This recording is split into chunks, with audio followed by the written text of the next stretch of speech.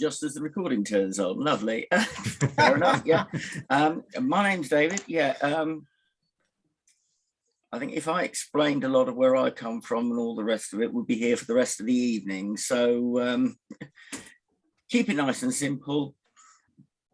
Most of my career, I've been one of those lovely, exciting people known as an accountant. No, don't fall asleep, please. So I kind of help out ASP with their accounts and various other bits and pieces now. But I'm now going through a midlife crisis, and I'm retraining, and I'm working with the ambulance service, running around on the good old disco taxis, going Nino, Nino, and looking after people in crisis, which is quite entertaining, totally different.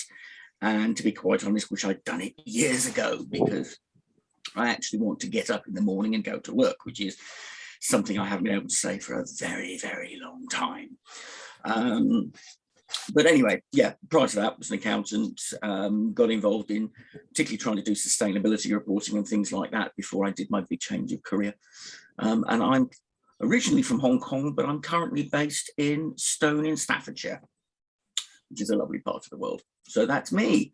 Next on the screen, Hannah. Hiya, I'm one of the student interns and recently appointed director with Elise, and just finishing my MSc in Sustainability Planning and Environmental Policy at Cardiff University. So I joined ASP when I was doing my undergrad in human geography after speaking to Gwyn, and yes, I've been here for a year now. I'm just really enjoying this community. So I'll pass on to Elise. Thank you, Hannah. Hi all, thanks for joining. I think I know some of you anyway, but I'm in the same boat as Hannah. Hannah actually, fortunately, introduced me to ASP. So I joined after Hannah, which was very fortunate. I did my undergrad, and then that was in geography. And then I've just finished my master's now in planning. So I joined as an internee as well, and am now one of the directors for ASP, which is very exciting. And I'm starting my graduate transport planning role in 3 weeks. So that's sort of the line of work I'm going into. And hopefully I can inspire a sustainability approach into that firm and into that role. So that's very exciting. But yeah, thank you for joining. I will pass on to Joanne. Hello all. I get a bit sort of, I'm always chanting on about what my message is and what I do, but anyway, I think you all know, but here goes again. And actually, David, I'm not bored by accountants because I've been a financial planner for the last 36 years. Moving into the whole idea of sustainable investing in the last 2 years, and working very hard at getting the message out about what we now call impact investing, sustainable investing. And I have to say, it's not easy. And my mission is evolving hugely. And my latest plan, because I feel very frustrated that I can't find the perfect investment product. So I've decided the only route is to design and create and fund my own. So that's my latest plan. So, oh yeah, I joined the ASP probably about 6 months ago or so, maybe a bit longer now, and enjoying it very much. The whole concept, the whole atmosphere. It's a great place to be. So passing to Michelle. Hello there.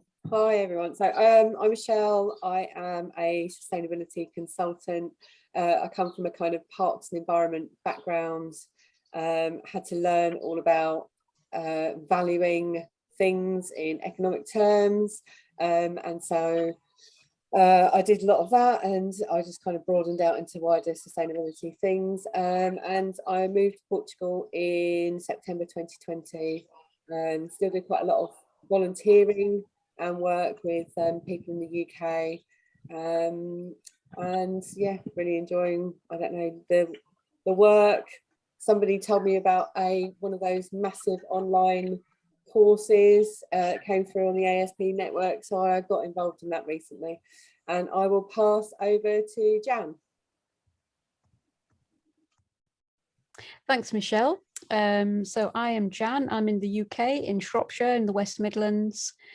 I stumbled across ASP while I was roaming around on the internet during lockdown and was looking for inspiration, and I found it here. I'm really appreciative of all that goes on in this group, and my work is a combination of healthcare. I've always been a hands-on therapist, and nature connection. So I'm also trained as a forest bathing guide. And during lockdown, I put them together into an online course to lead people into going out and discovering and connecting with and falling in love with their local nature. And that's going very well. So that's my mission really at the moment. I'm trying to get that out into the world.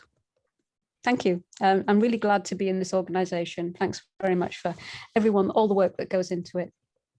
And I'll pass on to Shane. Thank you, Jan. Good to see you, and so many familiar faces as well. It's always, you get this amazing feeling every time you attend an ASP session. I just can't describe it. It's a wonderful feeling, and I learn so much as well. And there's a lot to sort of always reflect on as well after a meeting, but particularly sort of seeing some of the inspirational work by many others, different viewpoints, but all sort of pulling in the same direction.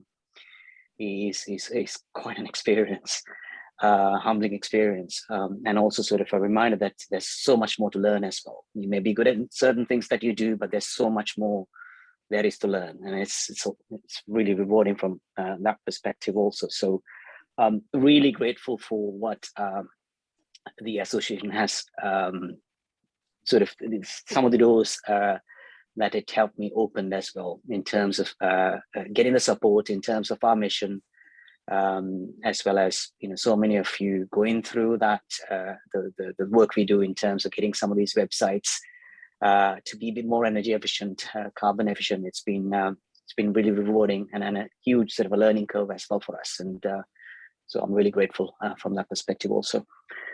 Who should I nominate? Elizabeth. She's next to me on the screen. Good idea. Sorry, are we Hi, just, Elizabeth. what was the call to just say what we're doing? Yeah, we were just introducing, because I realised something must have happened because you were lost somewhere. So we were just killing time by introducing, but we could start on the meeting anytime you like, really. People can catch up on the interview, on their introductions. We've got plenty of time. Well, we may as well carry on with the introductions. How many of you have been? Oh, about 5. Oh, that's good. We may as well finish. Gwyn, do you mind just sending another gaggle mail with the correct link? Because I've just sent a reminder one with the other link, just in case people join partway through. Will do. Thank you very much. Yeah. Okay, thank you. So I'm based near Bath and due to be living in Bridport allegedly in October. And I'm really interested in Indigenous rights, kind of nature reconnection through Indigenous ways of being with the land, community action rather than global policy-led action. And so I'm kind of recalibrating my career at a sort of homeopathic level, just doing what I can, little pieces added on here and there, making a sort of gradual shift to something more fulfilling and worthwhile. Yeah, and I'll pass to Robert.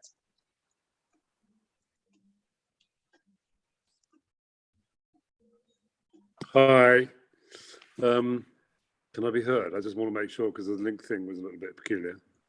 Yeah, I got a thumbs up from David. Hi, David. Hi, everybody. So nice to see you. What have I done since I last saw you lot? Grown a beard. Grown a beard. Yeah. Well, I got old man razor burn, and I had to. So that's the beginning. And actually, but it goes quite well with the thing that happened. When I was christened the grandfather of sustainability by Wendy Bonham Carter when I was about to speak on one of her conferences.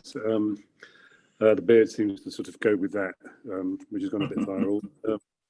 We have indeed become grandparents twice more since then, because Aaron, our oldest daughter, has produced twin boys a few months ago. to go with her newly turned two-year-old daughter. And I've launched LOCA, which is called LOCA because it's local, low carbon, and based on the teachings of three crazy ladies. So the word in Spanish, as you know, is crazy lady. We try to help people not waste anything. Materials, energy, food, obviously, but also time, opportunity, trust, love, and all the other things that I think are wasted far too frequently and too copiously. So that's gone really well. And we are zero carbon retrofitting a new place. We've sold our house in Bath and are some way down the 2-year journey towards completing a zero carbon retrofit. One of only apparently a few hundred in the country when 25 million are needed. So there's a big wasted opportunity, which we're hoping to help to adjust. I'll shut up there because I could go on all day. Gwyn knows only too well. Thanks. I just wanted to interrupt because I just realised for the people just joining, they didn't realise that we're recording. So just everyone be aware of that. So did you say anything offensive there, Rob? If not, it was most out of character. So can I just say fuck right now in case? No, you can't. No. Oh, okay, I won't then. Do you want to pick someone else to do a quick intro then, Robert? Well, actually, David. That is done. Oh, he's David. David's done. Yeah. I don't know who's done and who's not done. You choose somebody, Gwyn, because you know who's done. Vicky. If she's yay. Yeah, I'm camping out. You can probably see Darth Vader in the back there in my son's bedroom. He's gone on Duke of Edinburgh. See me and Darth Vader running the show today. What should I say? Vicky, I held the role of VP of Sustainability and ESG for the National Nuclear Labs for my sins, which is an unexpected joy. And for most of you, you'll be aware that nuclear has become the new darling, and it's gone from baby being in the corner to one in which various politicians are saying, no, I like nuclear. No, I like nuclear too. So there we are. You'll probably have your own views on whether or not it is an essential item of 1.5 degrees and below, but there we have it. That's me. You've got the choice of Jill, Andrew, Charles, and I think that's it now, isn't it? Has anyone else not introduced themselves? Martin. Okay. I'll say Andrew, because he's a character on Love Island, which I've just started watching with my 17-year-old daughter, and it's highly illuminating. Really? Yes, I'm taking a break from it today just to be here, but I'll be back there tomorrow, of course. Excellent. Well done. Yeah. I know I'm Andrew. I'm a relatively new member of ASP, and I suppose my involvement at the moment is I'm an MSc student at Birkbeck, amongst other things, and I'm doing my dissertation at the moment, and that involves getting to know sustainability professionals, mainly within ASP, to talk about their work, particularly the emotional aspects of their work. So I suppose that's sort of my main involvement with the community at the moment. Cool. And otherwise, the rest of my job, I work in the NHS in mental health. Right, so you've got Charles or Martin or Jill to choose. Charles, then. You're on mute, Charles. Hello, I'm Charles Ainger. I'm an old member of ASP in both senses of the word.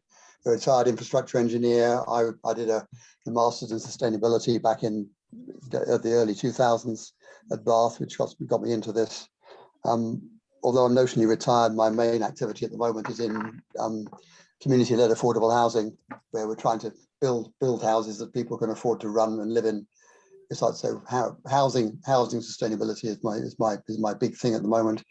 I always find that ASP is refreshing and inspiring, particularly useful for contacts and for really interesting conversations like the one that's going on at the moment about sustainable development goals. So great place to be and lovely to see you all. Who else have we got left? Jill and Martin, I think. Jill.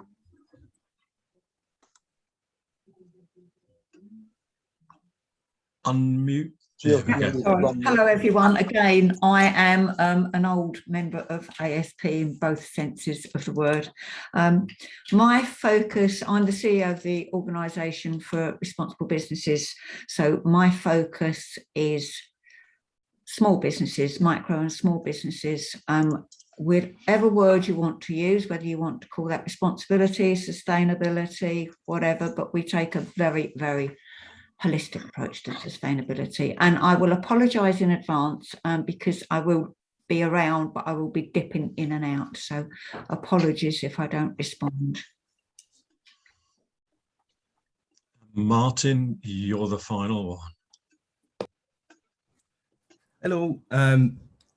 Yeah, quickly. Yeah, I don't know much about sustainability. Never have. Always found it interesting.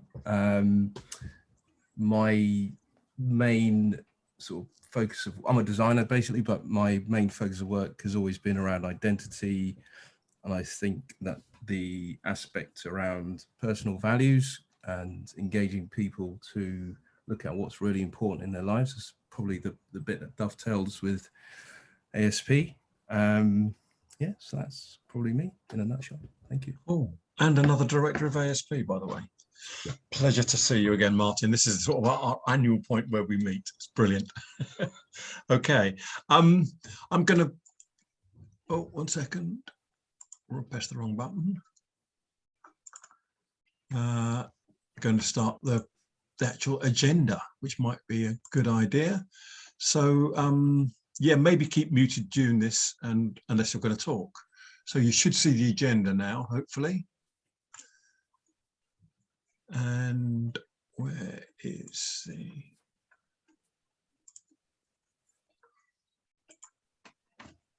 So what we are covering today is basically here. It's just a run through everything we're doing. We've done the check-ins, took a little bit longer than 5 minutes, but fine.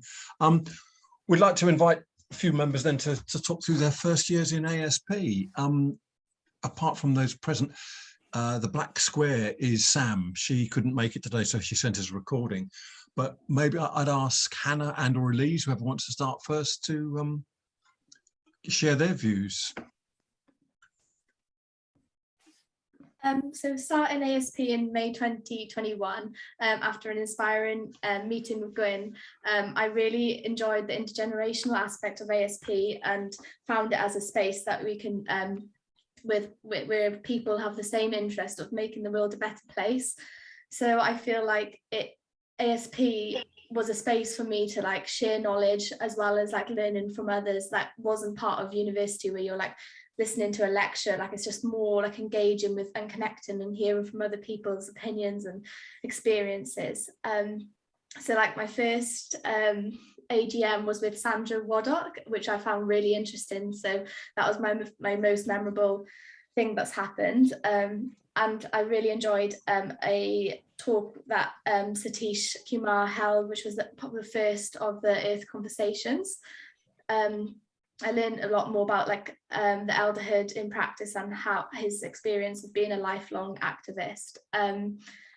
But recently, like in the last 6 months, we set up as a team, we set up an Instagram for ASP, which was a way of trying to engage younger generations to engage with ASP, as I found this to be a gap in ASP's promotion to engage in younger people.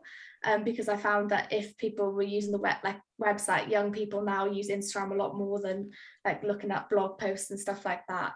So hopefully that engaged a few people. Recently then I got in, sorry, I'm so nervous. Recently I spoke to Joanna, who we have set up a green financing event. So there we have monthly meetings where Joanna shares her knowledge, and I find that is a space we're creating a space for young people in those events. So it basically myself and the rest of the student intern team of like trying to engage young people and finding events within ASP that will engage young people more, just to inspire more young people to become change makers in this environment.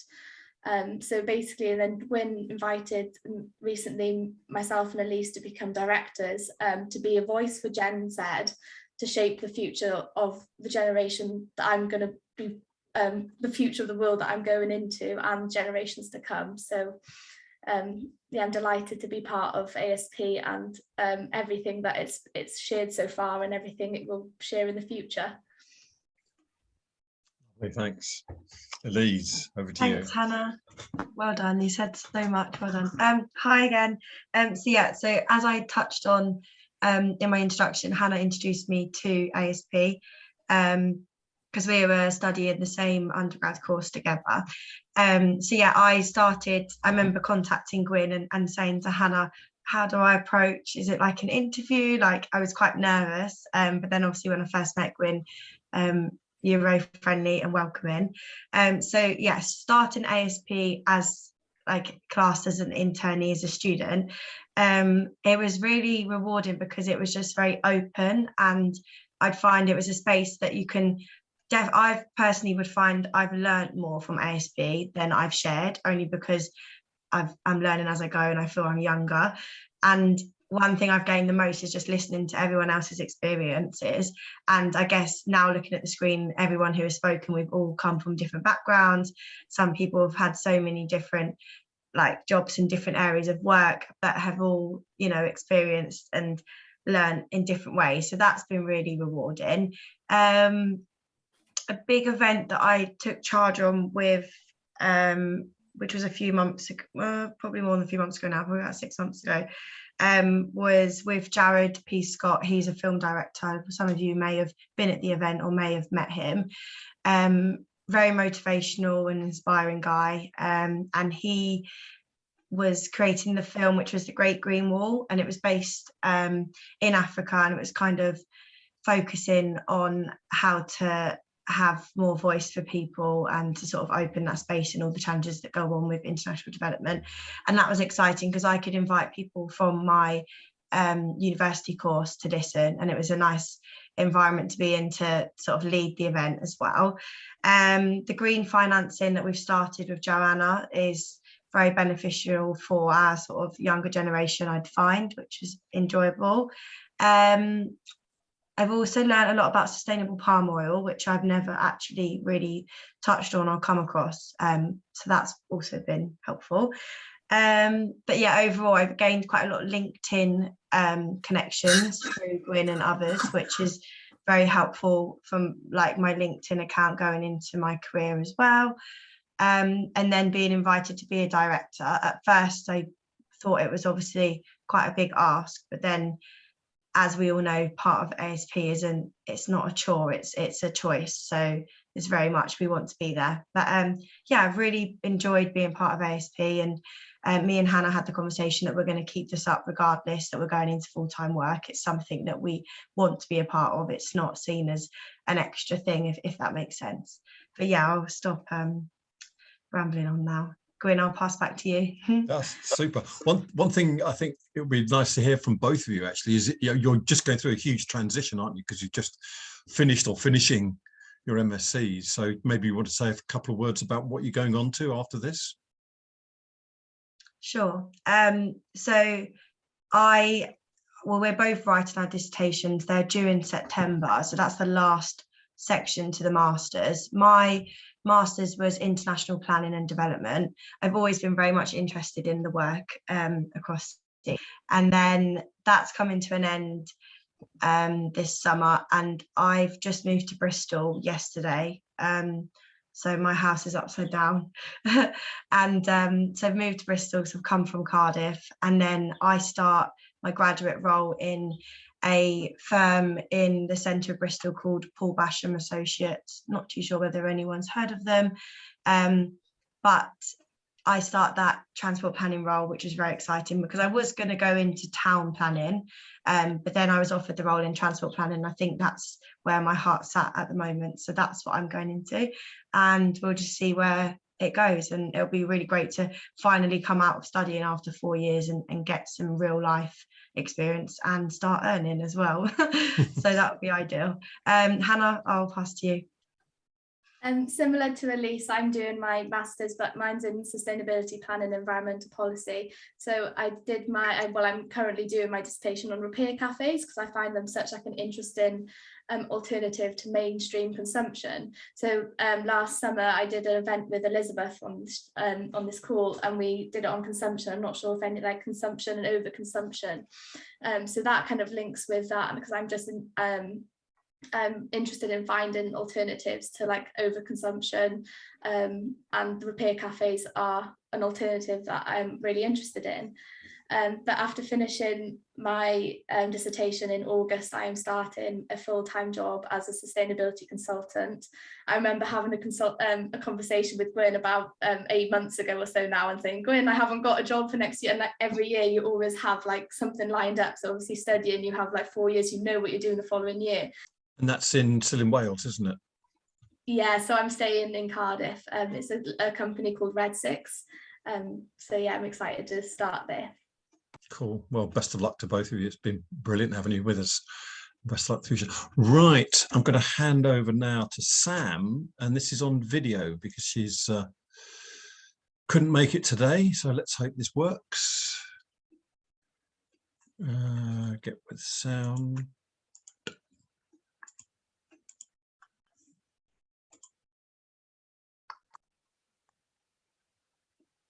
Hi, this is Candy from Responsible Futures. I just wanted to say a massive thank you to ASP and the community, and a special thank you to Gwyn Jones for all of your support. It can be hard working at home, trying to make sure you're sharing the right message in a realistic but positive way. Sustainability can be confusing, complex and challenging, and trying to deliver it in a way that encourages people to change can be tough. This year, Responsible Futures changed from planning a live conference to putting on virtual webinars, a move that is obviously way more sustainable and has been hugely successful. We've now had over 1,270 registrations across our events, with topics like does ESG matter, why net zero matters, and coming up soon is the ES in ESG, why social value matters. We also continue to run our weekly podcast, Sustain Talks, where I've interviewed many of the ASP community. So if anyone has a sustainability or social responsibility journey to share, please do get in touch, as we're always looking for people to speak to on the podcast. I'm looking forward to continuing our work with ASP and hope one day that I can meet you all face to face. Have a great AGM, everyone, and looking forward to the year ahead. Thank you. Super. Actually, Sam and I did meet face to face yesterday at the Reset Connect, along with Shane and a few others, which is a really lovely experience to meet someone that we've only ever seen the top half of. So looking forward to getting to Bristol as well, and Wales, to meet Hannah and Elise sometime as well, face to face. And Rob, you're just down the road from Elise, so you can pop in anytime you want for a cup of coffee. Yeah, cool. Shane is picking up his kids, so he's going to be a few minutes. So Jagdish, would you, if you're there, would you like to talk about Earth Conversations and your journey with that? Yes, I'm very happy to do that, most certainly. Thank you, Gwyn, and nice to be here. I would take about 5 minutes and share my hesitant journey to Earth Conversations, and that would not have been possible without Gwyn. You've been a tremendous support. So here's what was going on in my head when I moved into ASP and occupied the role of a director, I think some 3 years ago. And I kept telling myself that surely ASP must provide some spaces to be able to discuss what is happening in the field of sustainability today, to be able to hold some conversations, to listen into some people, and to challenge some others. And this went on in my head for almost a year. And I wondered whether I'd be able to put it to action. I'm based in India. I have not met most of you. And even before that, it's been a remote kind of working for me. And then came along Helena, who's not here today. And she said, yes, I think this is something I'd like to work on. And Gwyn said, yes, let's go ahead. And the three of us then, somehow settled down to this idea that we could start having events, which would be probably once a quarter, once in 4 months, and get in some important speakers and open them up to the entire group. And that's how Earth Conversations was born. It's a very simple idea. It's a very grounded idea.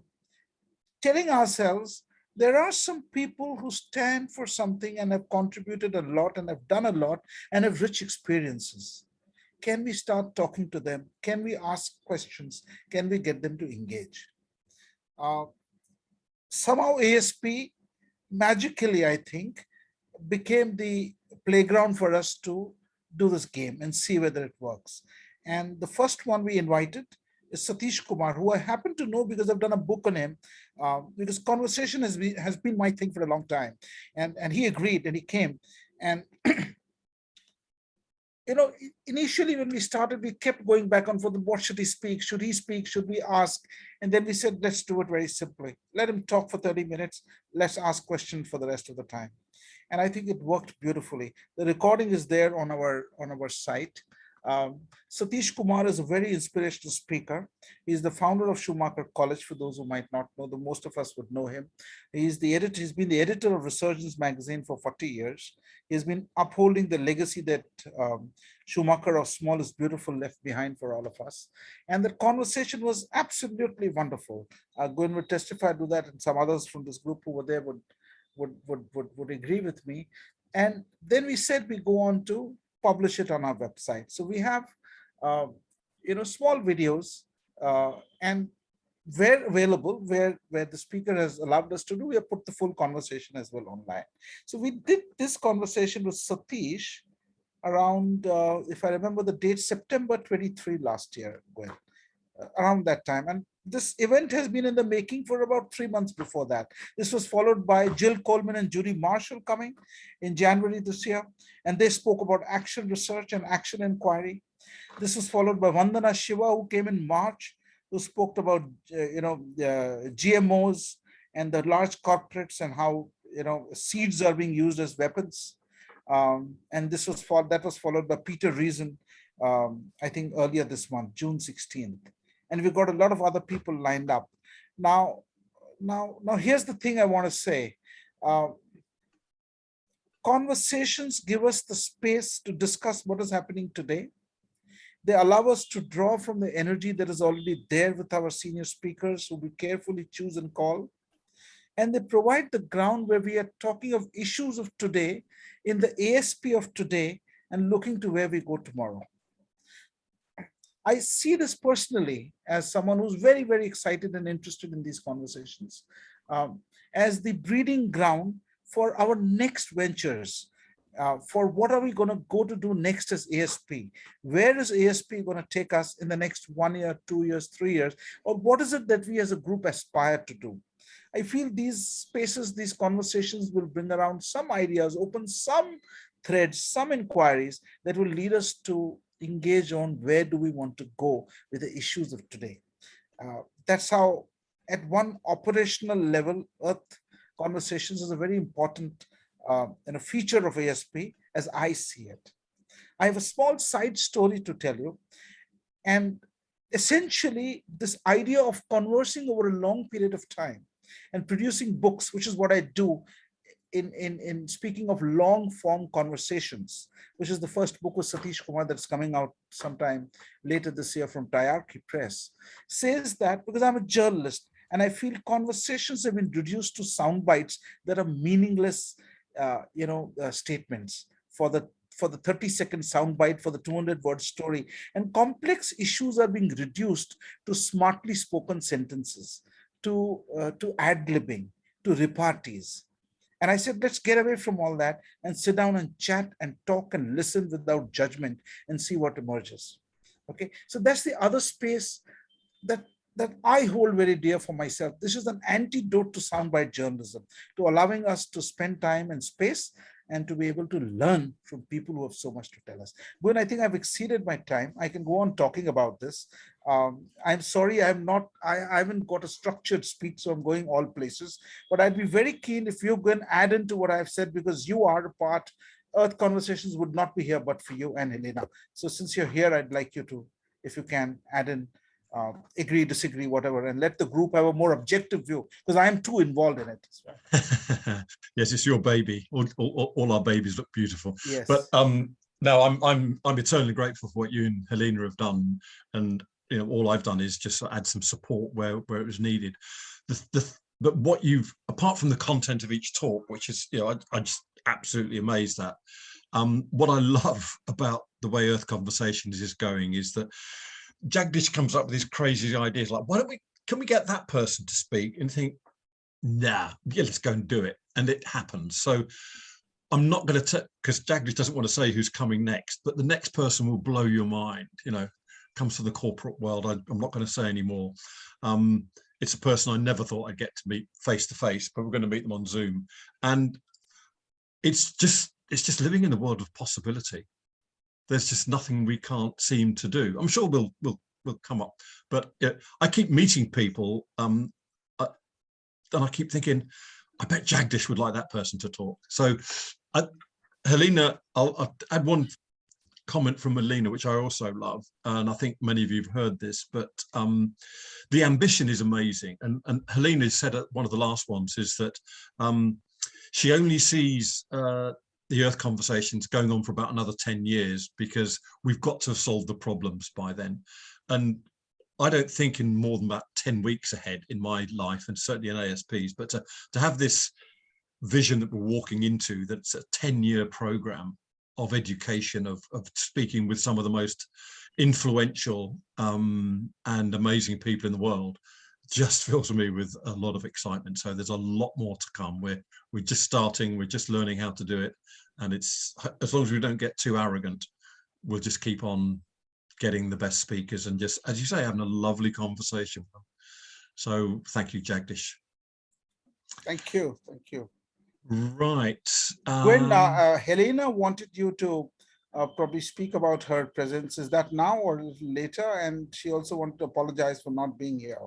Yeah, well, I don't know what to say there, because Helena's obviously been, you know, the other half of the couple that created this, and she always brings a warmth, I feel, to the conversations and an insight. So I'm grateful to have her with us, and she's on holiday today, so couldn't be with us. But she didn't send anything specific to say, I don't feel it. Or did she, Jagdish? I didn't receive anything. Yeah, so she did send in. Oh, yes. Yes. I've got to find that. Do you remember what it was? Because it's from the email, yes. Isn't it? So she's been at the 10th Annual International Action Research Colloquium, which was held in Dublin last week. And she spoke about Earth Conversations at that colloquium and found quite a few people at that colloquium who are big names. David Cullen being one of them, Professor Emeritus, and they all said, yes, we would love to participate. So we have an exciting lot of people that could be coming in very soon. And Helena just wanted to, tell us all that, we can look forward to more speakers, and she's sorry she couldn't be here. That's about it. Thank you very much, Jagdish, for covering for me so superbly. Right. Yeah, so I'm up next, and what I want to talk about very briefly is the Wisdom Councils. Hopefully a lot of you have attended them, but I know not everyone has been able to, obviously. So I'll just give a brief rundown.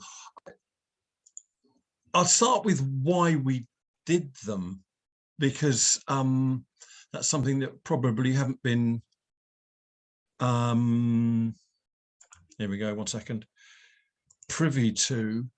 I will just, so the Wisdom Council are found here, all the conversation on the website. The reason I started them was that when we set up the new structure with the new RBP members coming in as directors, which injected so much new sort of energy in life, but also different capabilities as people, and it gave the organization a lot more it could do. We realized that actually there's not a lot of formality to running ASP in terms of governance that's needed. And quite a few of the members just didn't want to contribute in that way. And in a sense, it was having just the board of directors was a bit of an anomaly. And many of us have worked with indigenous tribe cultures from which we've experienced via Schumacher College or Hawkwood or Embercombe. And I sat on the council at Embercombe for 4 years. And it was just truly a transformational experience. And what it did there, it gave balance between, if you like, the heart and soul of the company and the head of the company. And its main purpose was to access ancient wisdom. And yesterday, I gave a talk on intergenerational justice at the Reset Connect, and it made me think about these subjects again, which is why I love speaking, because it makes me actually get my own thoughts together.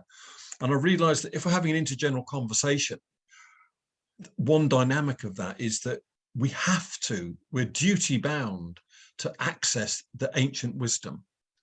And Satish told me this when the first conversation I had with Satish. He didn't know me, I didn't know him. And he said, Gwyn, you're just lazy. Everything you're trying to achieve through this workshop has been written 10,000 years ago. You're just not accessing this material.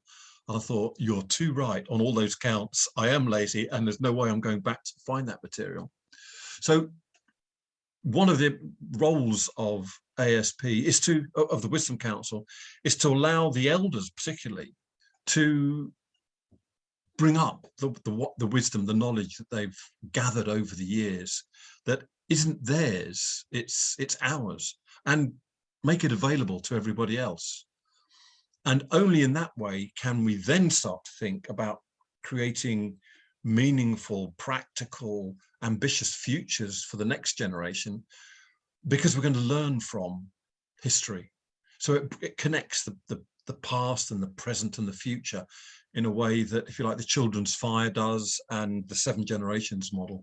So I feel we're really, almost inadvertently, by trusting our instincts, creating a governance structure that allows the operational people who have to make the decisions day by day to hear the wisdom, to guide them, as well as the ordinary members, and we are all ordinary members in a sense, also hearing that wisdom and allowing that to guide us on our pathway through life. So I feel it's been, I'll say this, it was a courageous step. I really did not know how to set up councils or run with them, but it's been so easy. This image on the board is something that Mike Zeidler shared with me, and it really just sums up really that the governance balance that the Wisdom Council brings. It brings the wisdom to the executive role, and everyone that can benefit from that. I won't go into too much of each individual council because there's all the details here which you may have already seen, etc. But the theme we chose this year to cover all the councils was, what could ASP become? And it's not a question that we need to answer, it's just a question we need to hold and consider, and we've held that through that. But one of the beautiful aspects is that we've invited different, let's say, facilitators to step in and take control, design each council. And it wasn't deliberate, but actually in each case we picked someone who's never experienced a council. So they had no idea what they were doing or what we wanted. But we picked the right people because we knew it resonated with their own practices. And I'm delighted that each of the practices, so Debbie Warrener held the first one, which was one of the best ones I've ever been to, live or on Zoom. And then Helen Tyrrell was invited. Now, Helen knows ASP well, knows RBP well, so she had a lot of start. But she did things in her way. She introduced poetry, graphics, play. I've never seen that done in council before, but it all had the same effect. It all liberated and exposed in us the hidden things that we know about. And then the last one was memorable as well. James Barlow stepped forward, and he does a lot of practice with nature-based learning and mindfulness and meditation practices. So he was just a natural. And again, he'd never done it before, but the brief is, there are 3 basic tenets of the council. People will be heard, people will speak, and we hold the children's fire. The rest is up to you. And each one of them has been wonderful. And we've now got the fourth one. Teresa Sansom has stepped forward. Again, she's never been to council, she's never seen it, but she's so excited about the prospect of having the responsibility for planning it. So that's really what I wanted to say. The other thing to note is that we're trying to do it based on seasons. So we're trying to, again, go back to the nature-based model that we have 4 sessions. Corporates would call them quarterly sessions, but we don't want to be corporate, so we call them seasonal. So there's one in spring, one in summer, one in winter, and one in autumn, reverse order. And what I'm inviting Teresa to do is hold a council that's respectful of autumn. So that will probably be the subject. So who knows where that will go. I think, Elise, I don't know if you're still there at the moment, but you attended the one with James for the first time. And you gave me some wonderful feedback. Or could I just ask you to share what that was? Yes, of course. So it was my first one that I attended, and I didn't really know what to expect. Gwyn had obviously spoken about them, but I tried to explain to Gwyn that I came away from the meetup online very like relaxed, and I just felt very like grateful about like our world, but also I suppose I'd say I learned a lot from it, but I was also came away also worried as well, because we were discussing about what could happen in the future, and there's all sorts of conversations. And the reason I really enjoyed it is because again, like ASB in general, it was an open space that someone would start speaking, and then their opinion, discussion, comment, anything would just come to an end, and then someone else would then talk, and it didn't have to link or anything. There was no element of arguing or trying to get a point across. It was all just sort of a free will environment. And it was nice that the whole idea of it lighting the candle, I really liked that aspect of it. And I will attend the future ones just because I feel like I gained a lot out of it. And I just sort of came away quite like, sort of feeling relaxed and in a good way. It was a different kind of event that I've attended, I would say. So yeah. Super, thanks. I think it's so lovely to hear someone's first impressions of such a radically different concept. Wonderful. Thank you very much, Elise. Beautiful.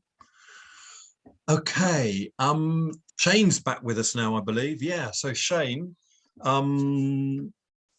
we've invited Shane to share some thoughts on his first year with ASP as a new member.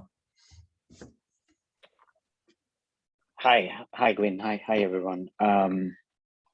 It's what I felt was when I started when I joined that first meeting, and the way I met you as well was and heard about the association. I always sort of felt, oh, I need to have a conversation with Gwyn, and that first conversation was amazing. I think we spoke for a few hours on that day. It was scheduled for 1 hour, but ended up speaking for a few hours.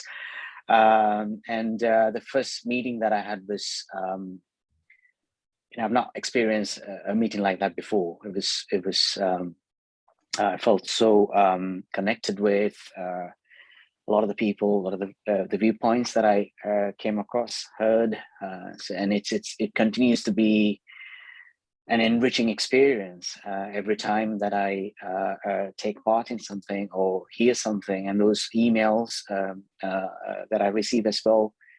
I think there's no community like this anywhere else. And in terms of my sort of personal experience, I think the work that sort of my sustainability journey sort of started about 5 years ago when I worked for a corporate entity, and living that sort of corporate life.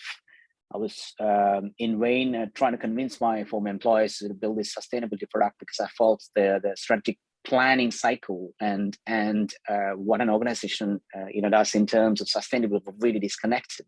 Why not sort of have that level of sort of accountability and attention to sort of detail, track, monitor, measure in terms of what you're doing as an organization, that sort of planned fashion, and to govern it properly and to get it to be part of the business, a key part of the business. But I felt that I was the lone voice in the organization, and I ended up leaving it and formed a sustainable tech innovation system.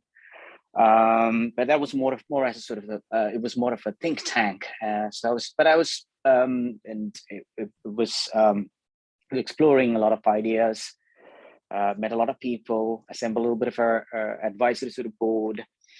But then I met Gwyn about a year ago, and we were talking about, our new sort of basically initiative, which was Eco-Friendly Web Alliance, and that was sort of getting formalized as a separate entity, an objective basically entity.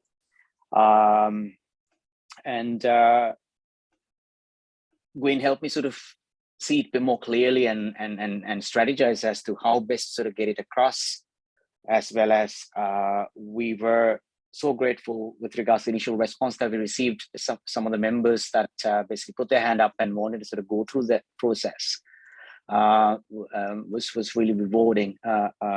And now we've sort of got to a point that we've managed to perfect that sort of the method that we've got going. And we initially sort of had about 30 to 40 organizations just through ASP wanting to go through that process, getting their websites to be eco-friendly and climate positive.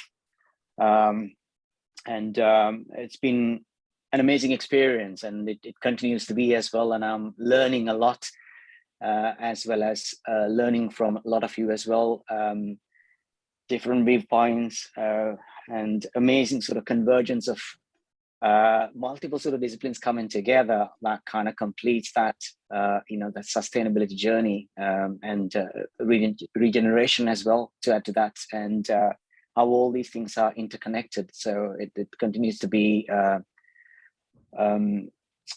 to me personally, a very rewarding experience, mentally, as well as bringing meaning to my work, perspective, as well as the connection that I see in terms of how it sort of connects with the rest of things that we do as an association, and other viewpoints that complement that.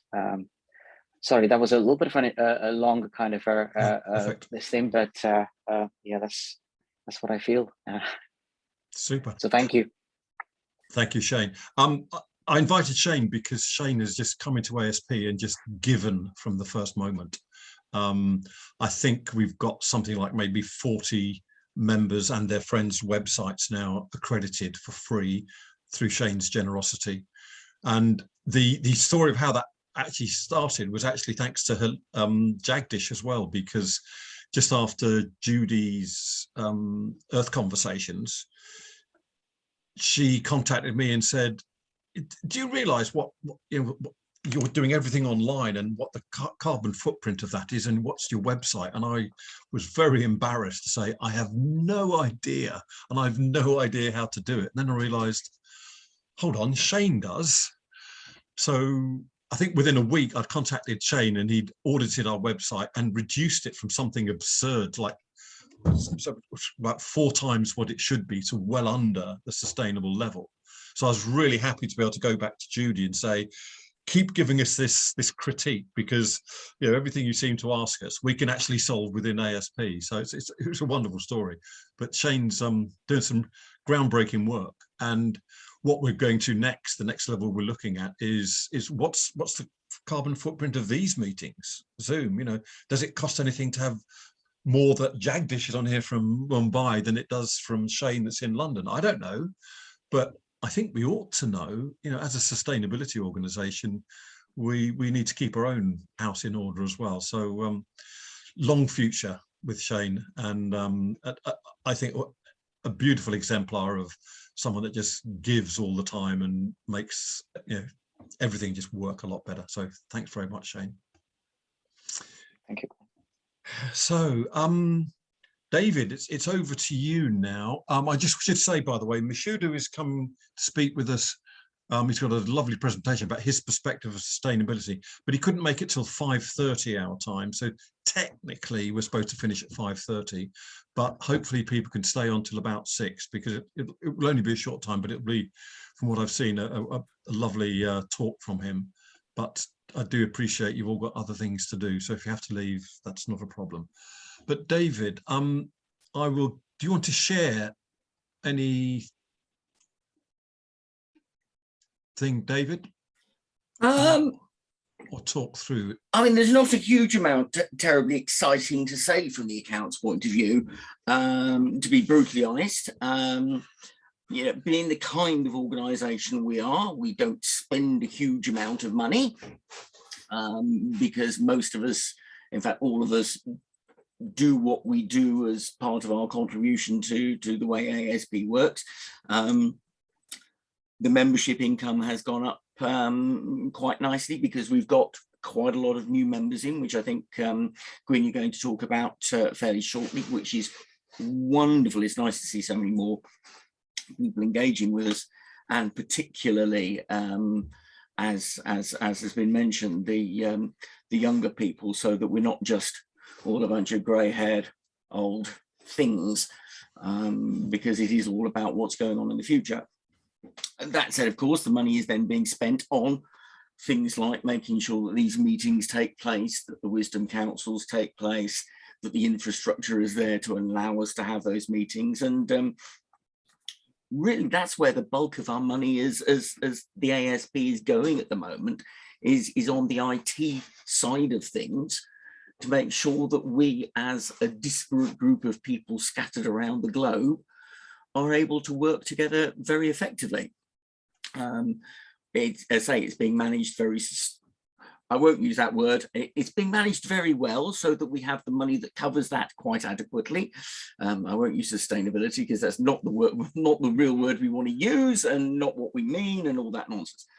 But yeah, so ASP is in a nice healthy place from a financial point of view, because it is spending money where it needs to on facilitating what it does with the members, and isn't wasting its money doing things it shouldn't be doing. Other than that, there's not a huge amount to say, really. It's terribly uninspiring. We're not massively wealthy, which is exactly where you would want it to be. But we can do stuff when we need to, which is exactly where we want it to be. It's always reassuring when the person that's managing the account says there's nothing to get excited about. Because in my experience, when there is something to get excited about, that's when you start worrying. There's usually a problem, exactly. Absolutely. And no, it's one of the joys of working on the ASP's accounts is that it is very straightforward. We have very limited sources of money coming in, i.e. the members, and we have very limited routes of money going out, mostly maintaining the IT infrastructure that enables us to have these meetings, and the Gaggle Mail mailing lists and things like that. So the nice thing is, if anything odd crops up, it becomes very obvious very fast. Super. Well, thanks, Dave, for doing the work, because we need that professional skill just to make sure that we are on the right tracks and nothing strange happens, no surprises. Just for people who maybe haven't been so familiar with ASP, we don't sell anything. We only buy IT services, basically. We have, where we felt it was really necessary, paid professional fees to people who have supported us in certain ways, facilitation, etc. So we do respect that, but otherwise everyone here gives the time for free, and we have a very small but very healthy black number in the profit column, and it's fundamentally members' money, you know. So if we had to spend anything big or wanted to invest in anything, which there are some ideas coming up for the future, then we would always go back to the members to ask for approval and ideas as well. So we don't want it to be secret. Mike Seidler from the very word go has always said we should be publishing our accounts on our website so that the world can see, because we want to be seen to be accountable. Yeah, thank you very much for that contribution, Dave. Any questions today? Because formally we have, as an AGM, we have to sign off the accounts, and we are quorate in terms of directors. So I just invite the directors to indicate by some visible means, sort of thumbs up or thumbs down, or whether, because you've seen the accounts, whether you're happy with that and you want to formally approve the accounts. I also wanted to go and say a big thank you to David. While it may look like a very simple accounting place, can you hear me? Yes, yes, yes. Yeah, it is still professionally done. It has to be done. And sometimes you could say it's too small and too boring for me. David does none of that. I guess he puts his entire rigor to it, and we get it going. So David, thank you. I cannot tell you how significant this is. And we continue to believe that finance people are the most important people on this planet. Even in an era of sustainability, I'm sure. The moment people start thinking that is the moment we're in serious trouble, because we all remember certain industries going to the pan when the finance people got far too important. I know, but there's a line in that book. It enables people to do their jobs, nothing else. It doesn't drive anything. Yeah, you put it very nicely and you make it sound very simple. There's a lovely line in that book, Lessons of History. And the author writes, the men who manage men manage the men who manage things, but the men who manage money are the men who manage all. Thank you. Thank you so much. Thank you. Well, I've been keeping track, and that was unanimous from the directors present who've seen the actual numbers. So that's formally accepted. So that's the AGM boring bit done. Not that yours is the boring bit, Dave. It's the formal bit. So next up is me to give you an overview of the operational aspects. I just want to give and again, I'm trying to give insights to things that you wouldn't normally see that hopefully are at least remotely interesting. But I'll just whiz through it because it may not be. So can you all see the PowerPoint presentation? Yeah, okay, if I can. So it's just a couple of slides.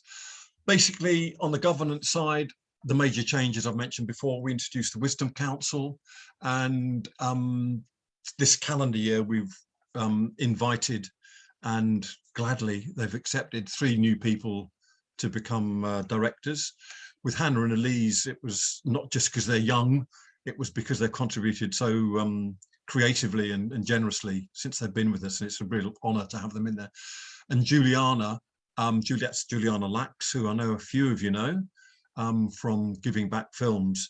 She just brings an energy and a creativity that we badly need. And also she's of Brazilian stock. She's also got Ukrainian heritage. So there's a lot of diversity angles there that but sadly, since she's joined us, she's gone through a very complex pregnancy. So she hasn't been able to spend any time with us, but when that's all resolved, hopefully positively, we'll see more of Juliana. So that's been the change in the formal side. As David mentioned, we've had an 85% increase in our members, which when it starts from a small number isn't that difficult, but actually these are people that just found us. Quite a few have been people who recommended. So Sam was very positive about recommending a lot of people, but really we don't go out searching for members, they just find ASP. So we've gone from 53 to 98. Those are paid up members. We also have a group of members who are honorary members because of the unselfish way they've dedicated lots of time to do specific tasks for us. So we have about another 18 people who have we felt it was good to give an honorary membership to. As David says, we're not fussed about money. We earn enough to pay our way. We don't want this to be a transactional network. It's a community of relationships. So we like to keep it that way. And what's really interesting for me, because I do worry about these things, we have a 75% renewal rate, which, bear in mind what we are, and as someone said, we're pretty unique, and people find us by chance. I think that's really encouraging, that people either just want to keep donating to us or they want to stay involved in us. And I don't expect people to stay forever, but 75% is encouraging. It means I think we're doing some things right that are meaningful to the members, and it's a place that brings them value. So I'm quite pleased with that. So congratulations to everyone, because all of you have contributed to creating that experience for the new members. So thank you. Just formally, as you know, we've got now regular member events of different themes, roughly 1 to 2 a month, and those are ones that are organised by ASP. In the newsletter, you see there are lots of events that our members are organising in their own business, which we promote, and that's, as I keep repeating, we're only here to promote the work of our members, so hopefully, you know, we get more of those and they're more meaningful, and that helps promote their business and helps their financial sustainability as well, hopefully. And we've established a members check-in every month. I had a conversation with one of the members today saying that they can't always make the times, but as you may have noticed, we actually vary the day and vary the time. So whatever the patterns of life you've developed, hopefully at some stage, you at least once a quarter be able to join one of the meetings.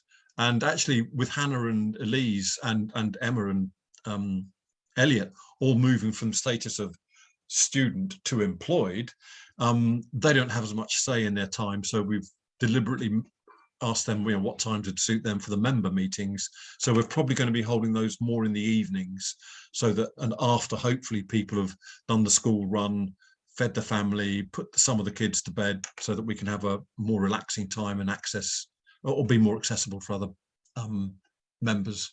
So, but typically those meetings are amazing, because the smallest meetings are 3 or 4, which is great, because then we have a really good long chat with each other. But sometimes we've had 15, 20 people on there, and that's got a different dynamic as well. So there is no agenda. It's just turn up and talk about what's on the top of your mind, what's happening in your life now. And we do go to some very strange and bizarre but fascinating places, primarily because we have no control over where it goes. So if you haven't experienced one, please drop in. And if you do, thank you for your contributions. Social media, our primary social media, because we're mainly very old people, is LinkedIn, and that's a very old system. You may not know it, but our LinkedIn group has gone up from about 1,730 members to 1,830 at latest count. Again, that's just growing organically. We don't promote it as such.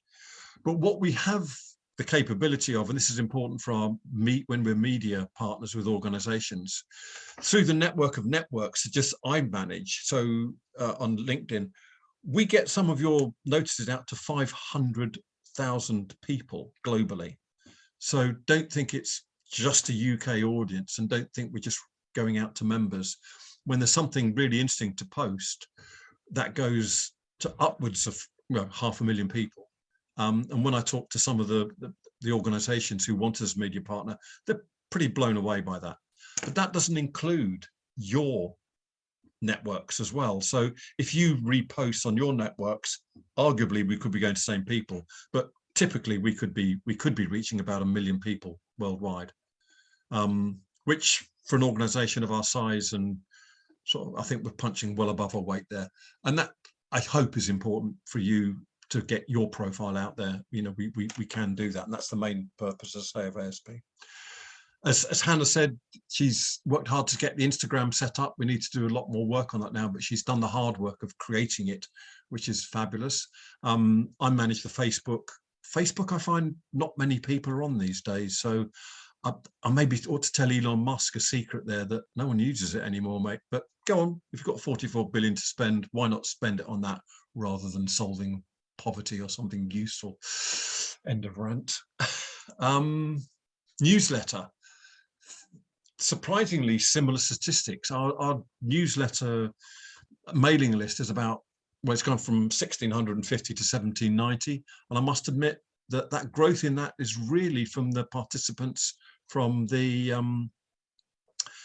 Earth Conversations, which again gets financial reach.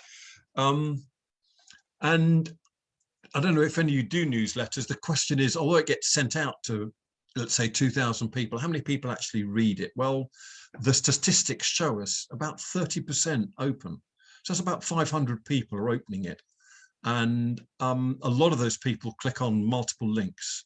So I think that's good return for the investment of time that we have on that. And again, it's just featuring mostly articles that you've sent in. It's all your content that's going out there. So it's not just letting people know what's going on. I think it's hopefully building new links across the networks. And that's another thing which I have noticed is a lot of, I randomly come across members who are now working with or for other members commercially, which is great, because that's something we also want to promote, is the fact that this is a community of people who are all earning money through various professions and practices.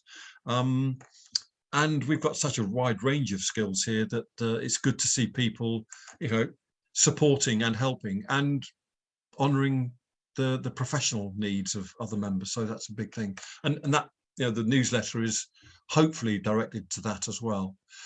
The international reach blows my mind, because we're a UK organisation, but this is this just confirms from the MailChimp back office. Last mail went out, 519 opens, 27 clicks. We can track the clicks, but again, that's all quite useful stuff.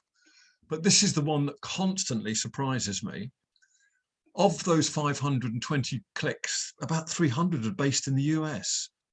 I think we only have 2 members based in the US, Karen Karp and maybe somebody else.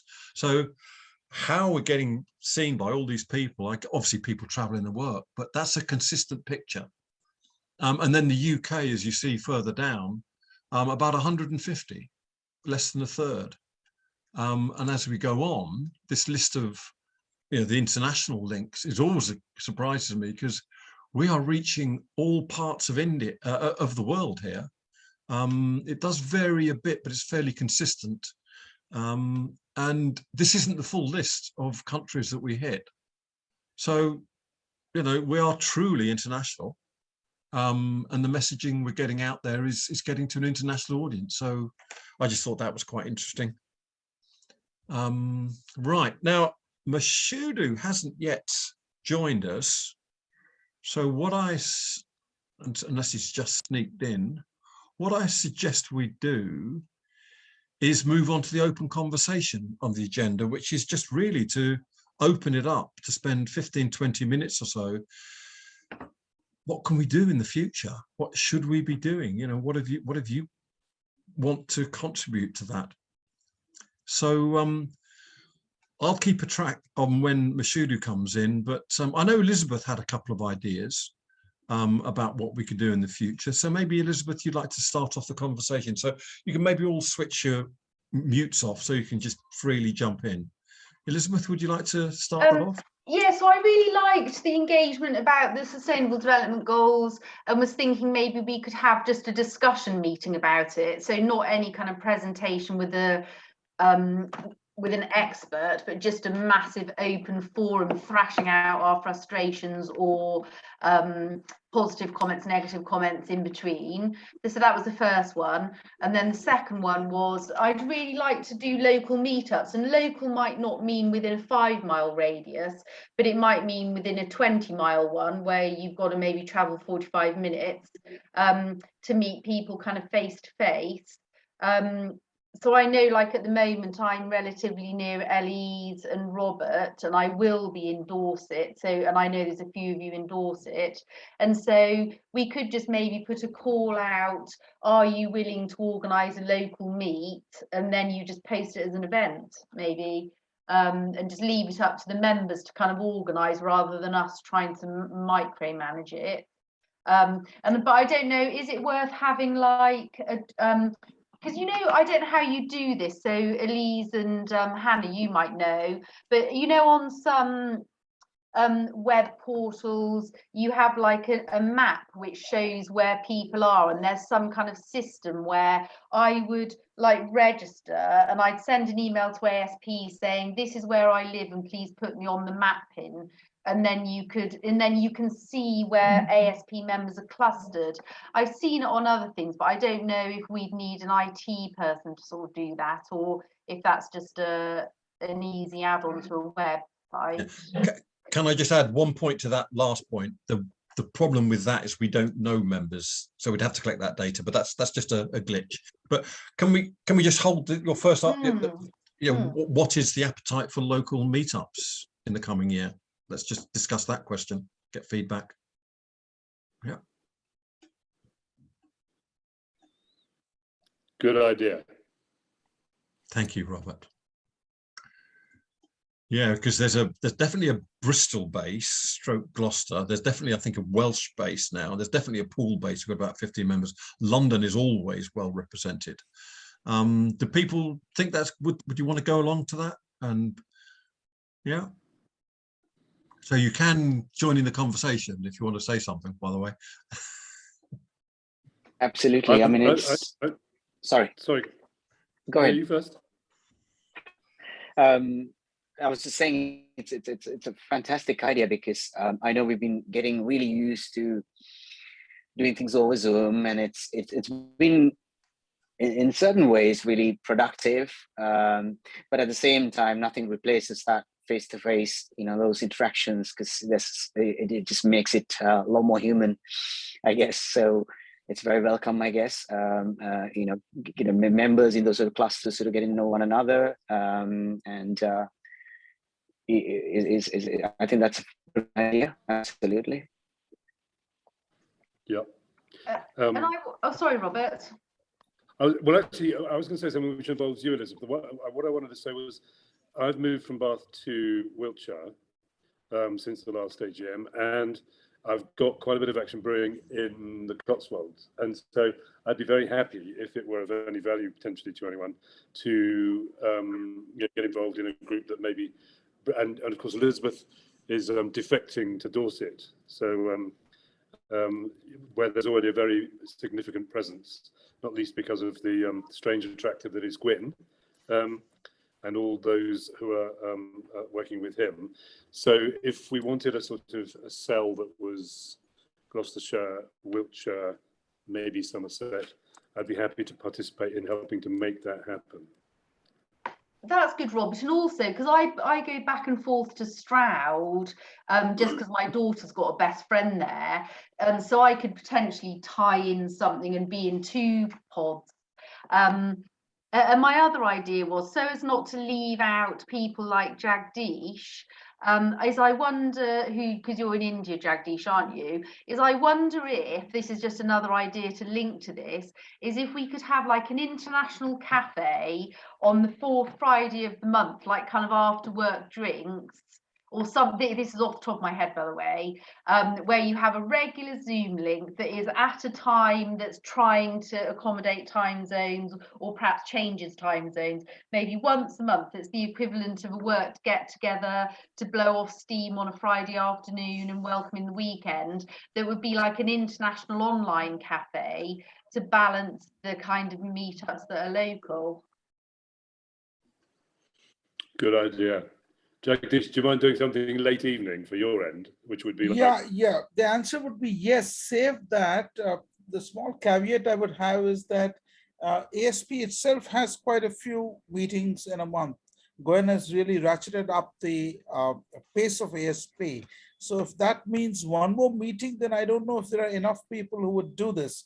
But on lean periods, yes, certainly when we feel we are out of touch, that would work. Because if you have 2 meetings a month, roughly, or 1 a month at least at ASP, and then you do 1 more, then you're doing a meeting every 15 days, sometimes more often, and that may become a little too much. So it cannot be, I suspect, a regular, once a month thing. Maybe a little less often schedule might work better. And we'd also have to go and probably check how many international participants can or would be open to doing this. And the good idea about this, Elizabeth, would be that we can then attract more of those who are not coming to regular meetings and get to hear them. And it's very important for me because I am required actually to get those voices into the main meetings. So that's a very important thing for me. Yeah, so I wonder if, like, at the same time, we could organise 3 meetings that were sort of like Pacific time, East Asia and the Pacific and Europe, or something like that, so that somebody has a choice of 3 time zones, 3 consecutive meetings, and we could just see what happens. I mean, if you're there with 1 person, it's not the end of the world. We could just trial it out. Yeah, we could try it out, certainly. I would agree, yes. Mashudu has just joined in. Mashudu has just joined. Welcome, Mashudu. Just connecting. Any other feedback on that? We can pick up this topic again later, the future. Any other feedback for Elizabeth? Because I personally love the idea of just telling members they can organise it and let them do it. And you know, going back to the funds, if you have to hire rooms, there's possibly something we can support that with, or you might just want to do it yourselves. But so I love that idea, and just let members organise it as they see fit. But it'd be nice to have some people stand up and say, okay, I'll represent London, I'll represent Dorset, and so there's a go-to person. Any other views? I was just going to add, I'm very interested in the in-person meetups. It would probably, from my point of view, and maybe others, it would have to be one very much plan ahead, and it would probably have to be on a weekend day, just because of everyone working in the week. It might not be the case for everyone, but there could be like the approach of making it maybe like a every 6 months kind of event. Everyone potentially meets up in one place. I know that seems not for everyone, it wouldn't be accessible for everyone, but it could be like sort of a daytime event thing that people do travel to. We'll have to spend a little bit of money as well, but it would kind of be like a celebratory sort of event. And then, you know, for say me living in Bristol, I could go to London. That wouldn't be an issue because it's via train, like an hour. For example, someone could come from like down. Do you know what I mean? I think it would have to be planned in advance. But then if we had people commit to it, then we could plan where we go and what we do, and make it more of a sort of fun event. Does that make sense? Maybe that's just sort of my approach to it. Sounds like a Minstead, Gwyn, doesn't it? It does, yeah. I like that idea, Elise, as well, because like if it was only once every 6 months, then I wouldn't mind doing like a 4-hour round trip or whatever in a day, because if it's not that often. Yes. Yeah. Elise, I think, that makes sense. Yes. What Martin alluded to there, we had some meetings called the Forest Floor held in the New Forest in this beautiful sustainability education centre for a few years. But Elizabeth, this ties in with something that I think we've also discussed about. We want to explore now having councils in face-to-face. But because of what Elise has just said, that if we're all traveling a significant time, 3 or 4 hours possibly each, you're not going to do that for a 1-hour meeting. So what we're thinking of is maybe start around midday and finish around mid-evening, say 8 or 9, so that we can have 2 or 3 different events. We can have a council of 2 hours, we can have workshops, we can go for walks, because we try and hold it in somewhere that's rich in nature, and we could eat together, and then people can go home, get home and travel on the same day. So Teresa loves that idea, so we may even be able to do something like that for the next Wisdom Council. But we're working on those ideas. I think face-to-face is so important.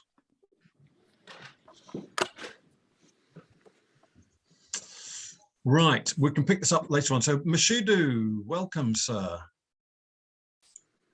Are you with us now?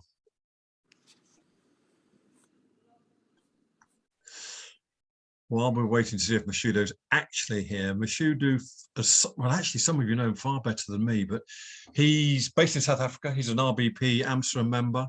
I had the absolute pleasure of, he came over about 2 or 3 months ago to London, and we met up in Reading. So it was wonderful, and I invited him to talk at this. So Mashudu, are you there, sir? I am here. Good. Have you got video? I've got, let me just check. It looks like.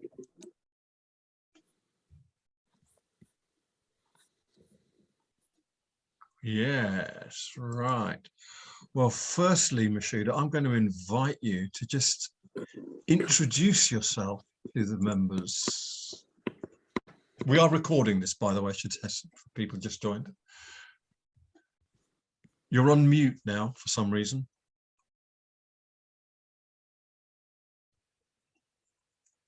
Right.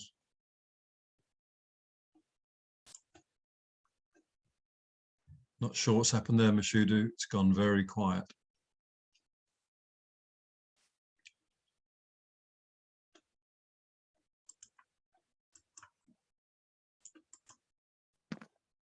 Try now, yeah. Can you hear me? Beautiful. Okay. We're all yours. So introduce yourself and we'll talk about your slideshow in a second. Yep. Okay, so my name is Mashudu Ramano. I describe myself as a entrepreneur in transition to a regenerative and sustainable future. I have small legal businesses here in South Africa. I think both of them are called mitochondria.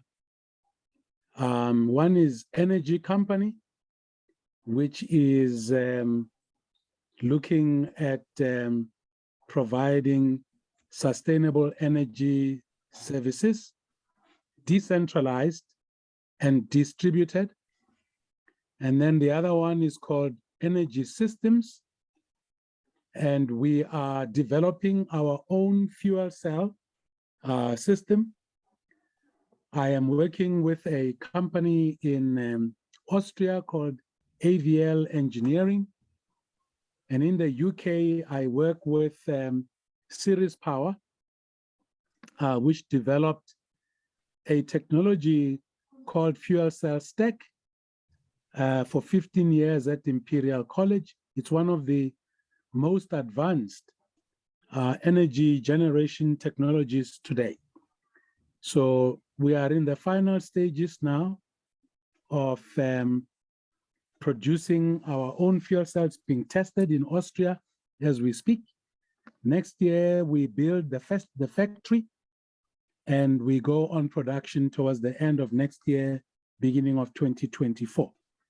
It's been a 15-year journey to produce clean, and ultimately we'll be looking at a regenerative system which produces electricity, water, and then we break up the water again in an electrolyzer, put it back into our fuel cell, and the process continues.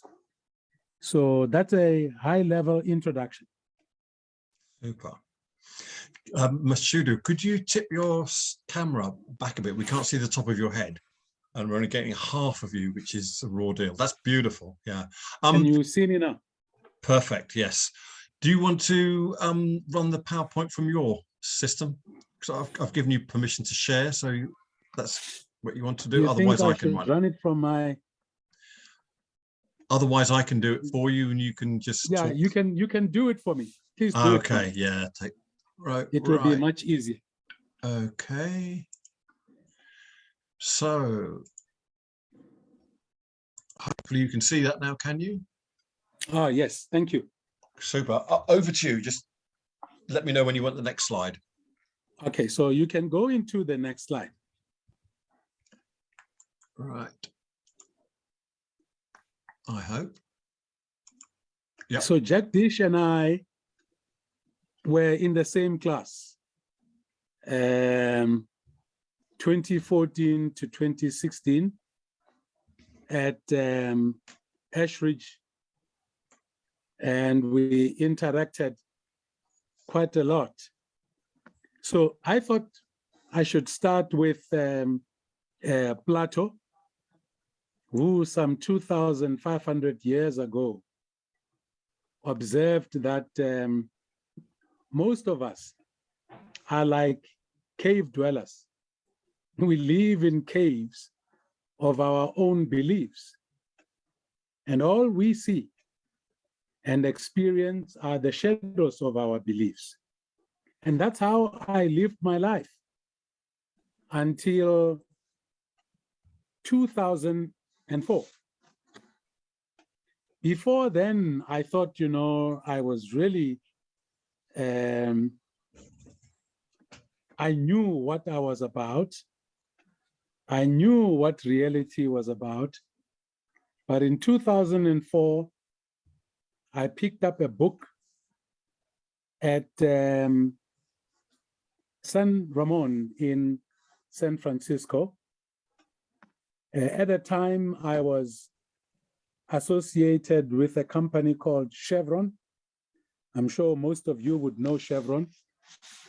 They have roots in Standard Oil and one of the biggest polluters in history.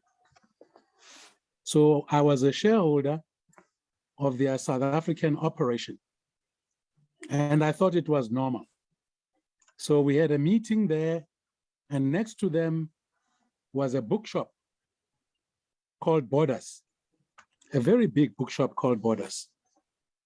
So when I travel to America or to the UK, I usually set aside a day to spend browsing around bookshops, secondhand and new Watson, Waterstones, and so on in London. And so I walked into Borders in San Ramon, and I was attracted to a book. And the title of the book was Inspire, What Great Leaders Do. So I picked up this book, and the author, who I got to realize was Lance Secretan, a philosopher based in Canada, was saying in this book that for him, those people that come to this world and leave this world a better place than how they found it are great leaders. So I thought I must go and see this guy. And I booked, he had a workshop going on in August in 2004. He had a workshop in a little town called Barrie, outside of Toronto. And I went there. The next slide. So when I went there, I experienced what I am going to be sharing this evening. My journey started at Lake Simcoe in August 2004. And I thought I will use the deep ecology sort of profile of deep experience, deep questioning, deep learning and understanding, and deep commitment. And this whole process started when I went to see Lance Secretan in Lake Simcoe. He actually, I wanted to discover what he called why be do. Why am I here? How should I be? And what should I do? Next slide. So when I got there, this is what I experienced. It was on the 29th of August, 2004. I woke up one morning and I realized that my life is intricately intertwined with everything else around me. The sun, which is so far away, 150 million kilometers away. The trees next to me, which were outside my room, that I share so much in common with the sun, the trees, the earth. And later on, I got to understand that 70% of the oxygen that I breathe is made by little infinitesimally small diatoms that live in the ocean, 70% of it. So this was an amazing realization for me on the 29th of August 2004, that I live in an interconnected reality. And I had to learn 5 years later in 2009, when I went to Schumacher College, that actually I live in an earth that is a living system. Next slide. Oh, sorry. So, yep. So what happened to me at Lake Simcoe was depicted or is depicted in the slide with a human face on my right. I think it probably would be on your left. And if you look at that artwork, the face, the eyes are made out of hearts, and the nose is it's a picture of a small child, and then the rest of the face and the hair is made out of trees. So this experience of looking at reality differently got that deep experience at Lake Simcoe. And when I went to Schumacher College in 2009, I had an opportunity to do a vision quest in a small little forest in Duttington. And that night, after my vision quest, I got to understand that I should actually be about becoming a sustainable self. So I had what you might call a metanoia.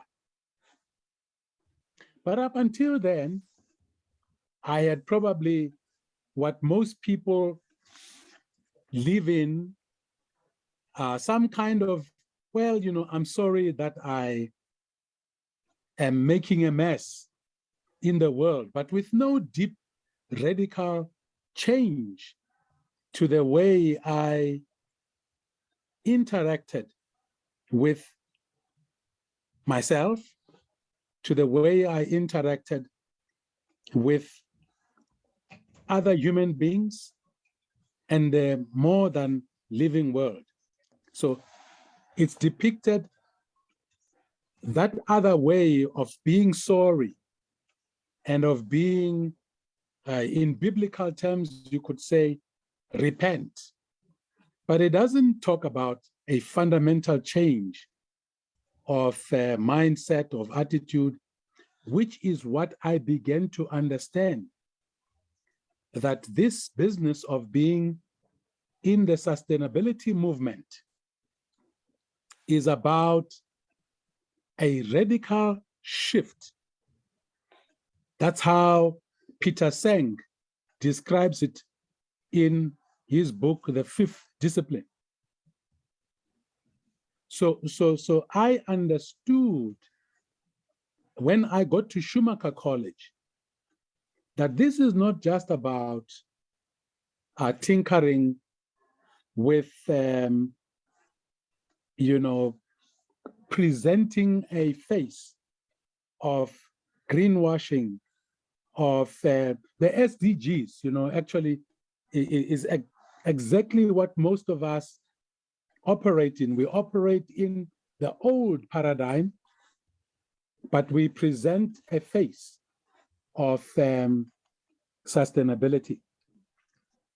And at Schumacher College, I learned that sustainability is about systems that endure and remain functional and productive over the long term.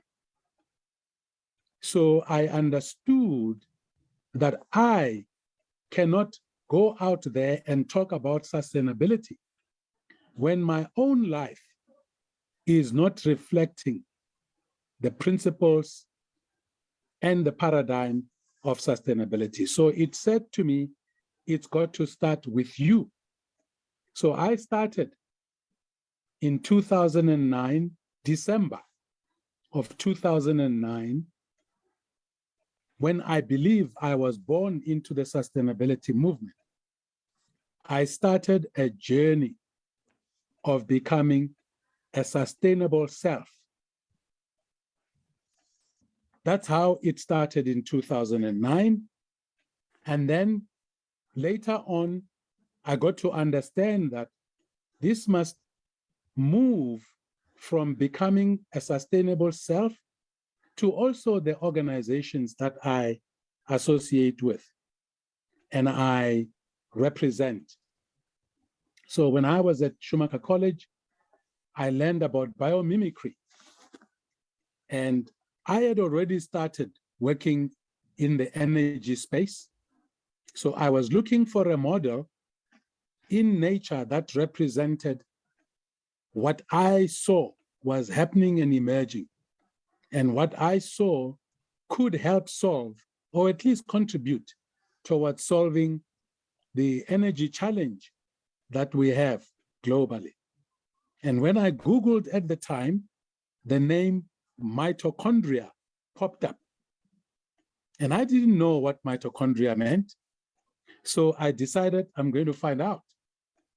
And I found out that mitochondria is the energy generation system that powers the 50 to 100 trillion cells in the human body. And it's networked. And I thought that's what I'm going to call this company that I am setting up.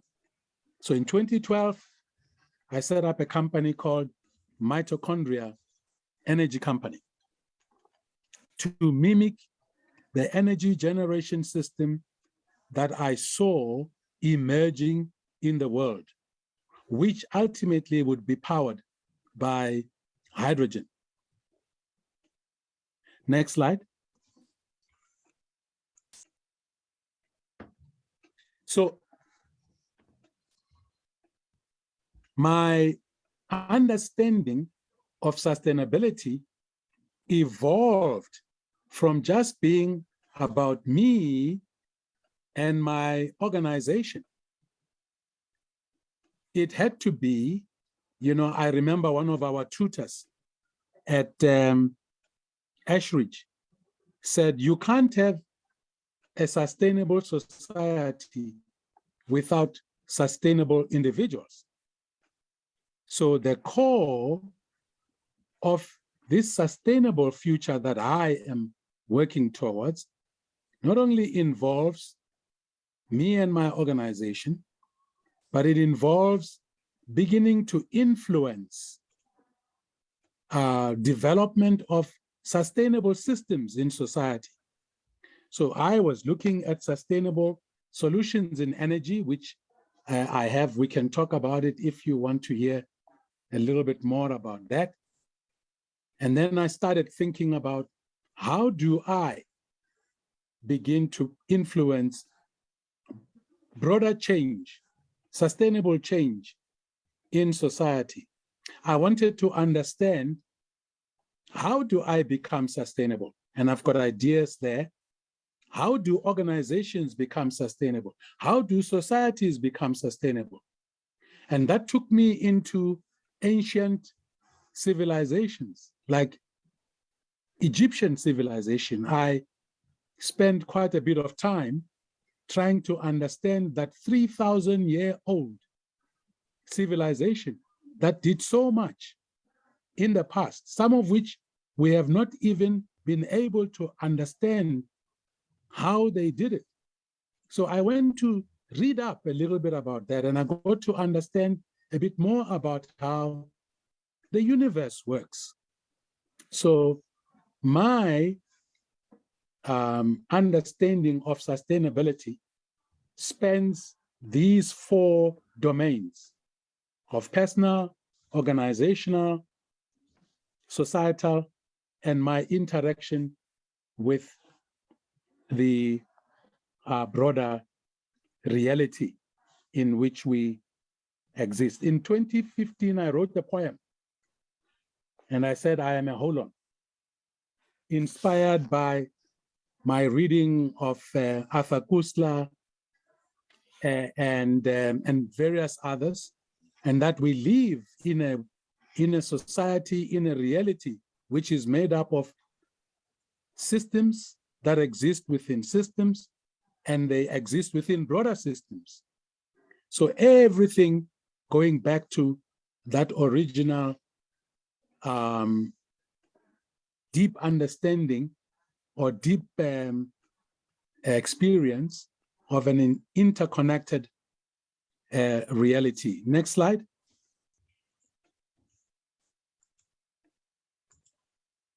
So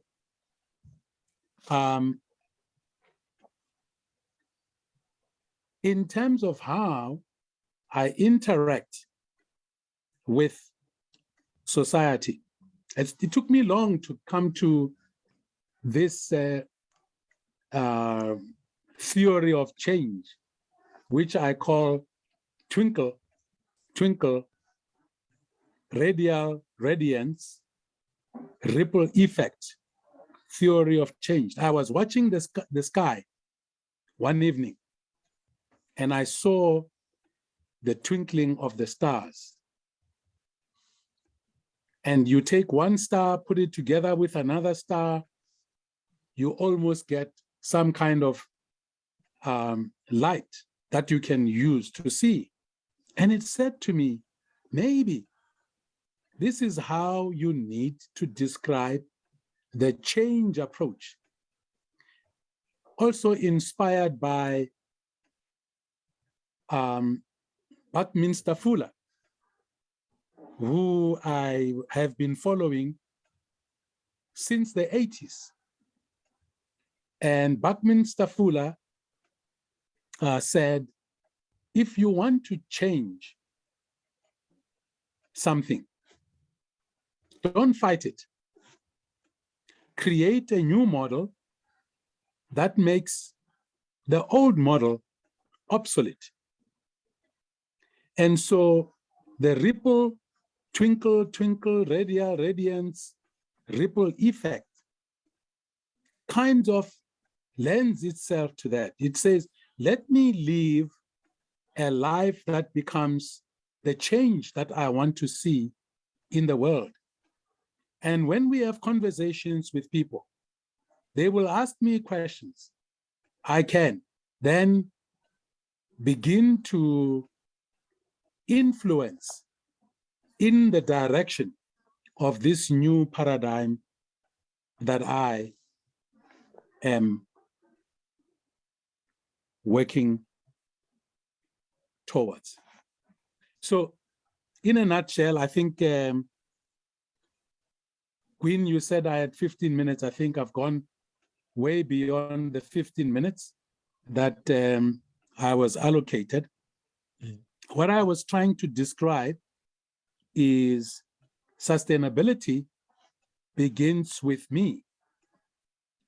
And it's about me becoming a system that is able to endure and remain functional for a very long time. It's about me in my organization coming up with solutions. The fuel cell that we are coming up with is a game changer in the world. It's a game changer. It's going to resolve the energy challenges in Africa. As I was saying last week, we had a meeting with a business community. I was saying to them, welcome to the world of the prosumer, the world where from now on, we are going to produce our own energy in our own home. We will produce our own hydrogen. And that's the technology that I am working with Ceres Power and AVL. We will be, in the next 3 years, we will be able to produce our own hydrogen in our own home and produce our own power in our own business.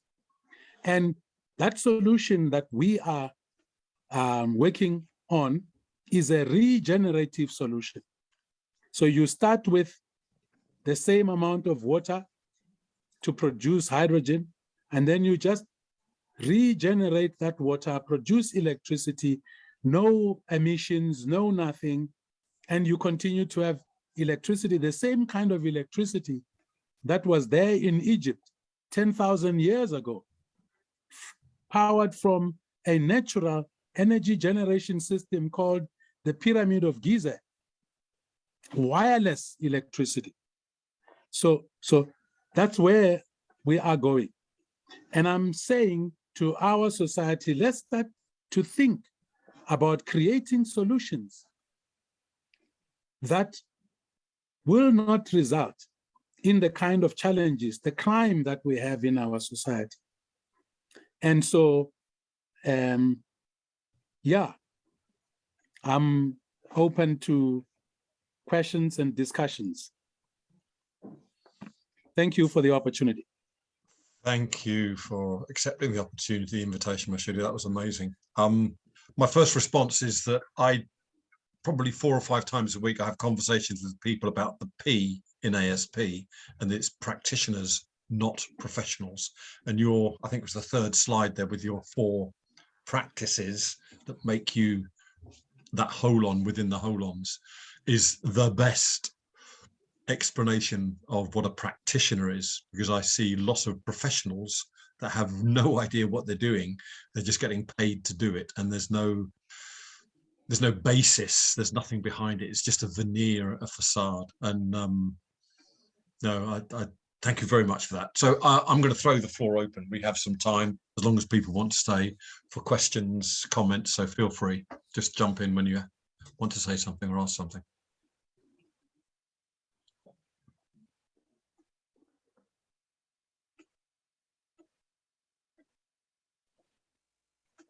I just wanted to add up, that was an amazing presentation and a story, a journey, a meaningful journey, going back to the roots, and something that typifies that interconnectedness of everything, and something that binds everything together. And energy is a huge part of our lives. I mean, the need for energy, as well as keeping up with that production of energy, has been a thing that the humankind has not been up to date in 2022. It is very much a crisis, probably exacerbated by what's happening in Ukraine as well, and sort of looking at sort of some of the world as is at the moment. And so this is a huge step in that regard, and I wish you all the very best. And I would love to sort of continue to hear good news with regards to the progression of that. And I wish that to be an amazing success, and it'll be brilliant. In terms of the well-being of not just sort of the humankind, but also the balance in terms of the planet as well that we live in and love. So good luck with everything. Thank you. You made a comment, I don't have to respond, right? Feel free. Shane, if you go into Egyptian and Vedic history, for that matter, you will find that the ancients understood that everything is made out of energy. And they understood how to work with natural energy from the earth and the sun without the technologies that we have today. So we are slowly getting back there where the ancient civilizations were 10,000 years ago. We think we are smart, but no, we are actually so far away from how to interact with nature the way the ancients understood it. You know, I'm going to say something here that might sound a little bit controversial. If you look at the mystery schools of ancient Egypt, they were all about personal sustainability. They were about how we humans should live forever. That's personal sustainability. That's how we get our system to operate for all eternity. And so they had massive investments in initiation schools to try and just understand personal sustainability. And all the religions, if you look at it, they are also about that. They are about personal sustainability, but they look at it from a slightly different angle than we are looking at it as this ASP. But everything emerges from energy. Super. Andrew. Mashudu, it's fascinating talk. There's just one thing really caught me, was your epiphany. And you kind of almost put a date on it. You know, in 2004, I went into Borders bookshop and I found this book, and my life. So I went from being a kind of, a shareholder in, Chevron, to completely changing my outlook. Was it? I mean, what made that epiphany possible? Was it just like that you picked up at the right book at the right time off the right shelf, or were there processes already happening that your mind was already shifting, and it just needed a little nudge over the edge? Andrew, when I think about it now, it's only a reflection which is crossing my mind in the last few weeks, is that this process has been happening without me being quite aware of it. Because I started following the Tao, for instance. In my high school, I started following the First Nations of America in the 80s. When I did the first visit to South America, we went to a place where we interacted with the First Nations of America. And I was fascinated. I read up about the Lakota people. And I was introduced to the Club of Rome just after they produced their report. And so, but the real consciousness, awareness happened in 2000. When I walked into that book, the only thing that attracted me that day was that book. I didn't see anything else except that book. And I went for it. I opened it up and I bought it, and I didn't sleep that night. I read it the whole night. And so I then decided I want to go and see this guy. I want to go and hear him speaking. I always do that with people that interest me. There's another guy in America at the moment called Nassim Haramein. He has been looking at unified physics. And in 2019, I went to spend a week with him in San Francisco. He had a workshop as well. So, but this time, that book just got me hooked. And I have been hooked ever since.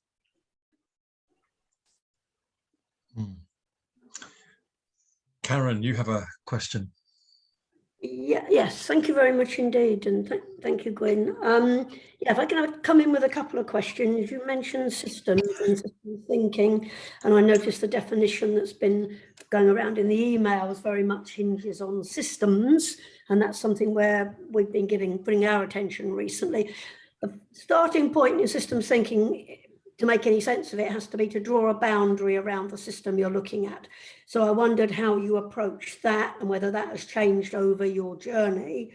And the other question is the thing that I'm still reeling with. I heard recently that they think the human population will stabilize on this planet at something like, it was a horrendous figure, it's something like, so don't quote me in case I've got this slightly wrong, but something like 22 billion.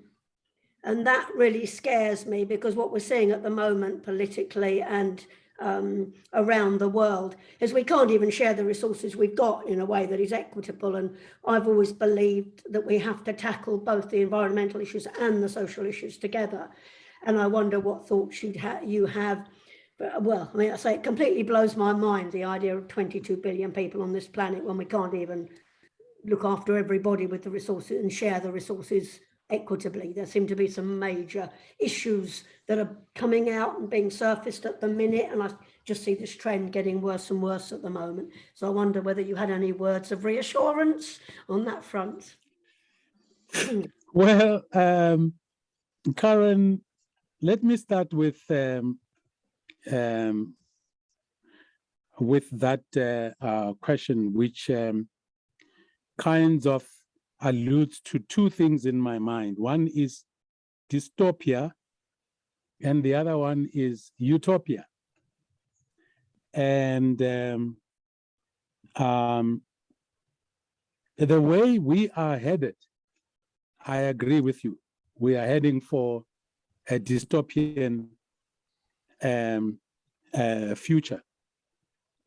And if we could, in time,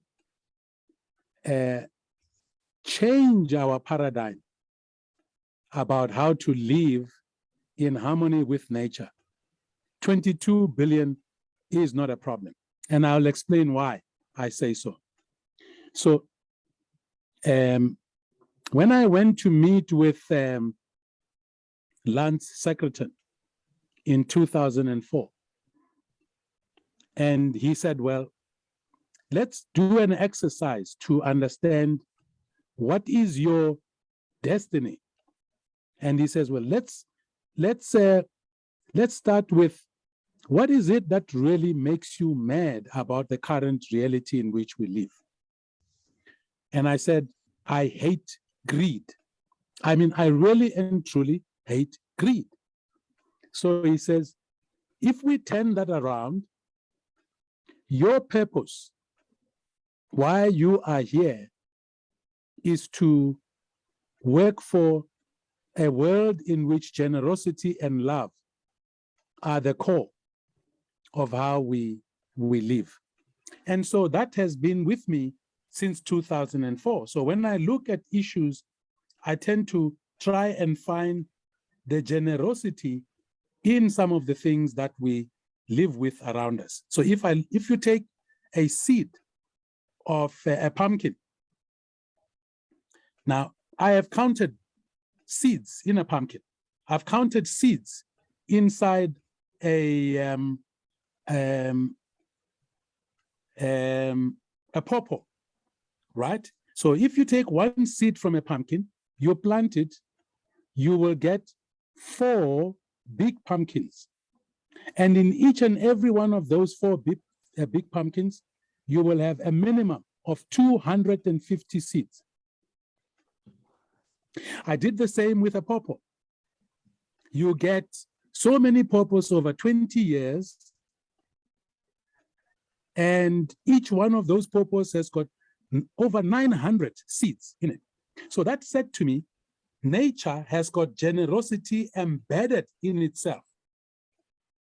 Now, if you look at it from that perspective of natural systems, how natural systems operate, feeding 22 billion people would not be a train smash. But we are not aligned with how nature operates. So if we were to go there in the current paradigm, we would not make it. So that would be my take on your second question. On the first, you know, as I said, I wrote a poem after I got exposed to Arthur Koestler's theories of the holon.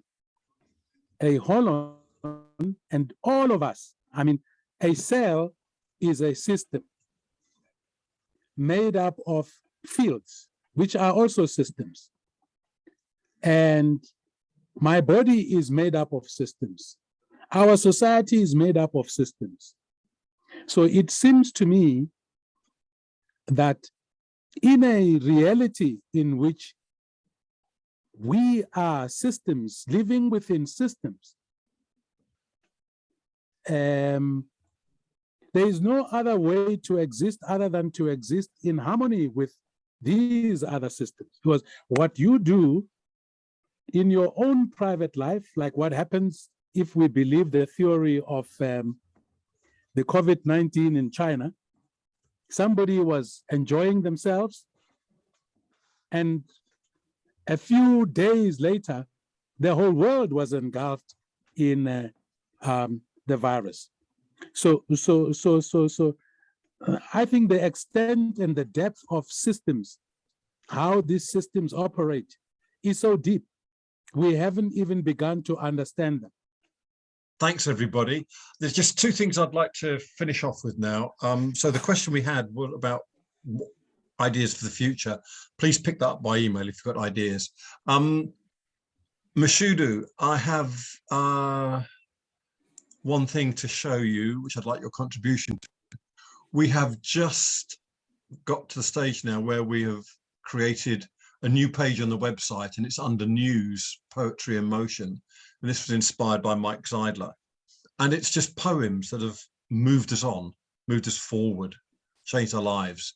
And some of these have been written by our members. So these two have been written by Elizabeth. These are ones that were donated by me and other people. It's no surprise that the majority of those are about how Indigenous people used to live and how some of them still try to, and the lessons we can learn from that. So there's an awful lot of stuff there, but I would love for your poems, if you still have them, I'd love to put them up there.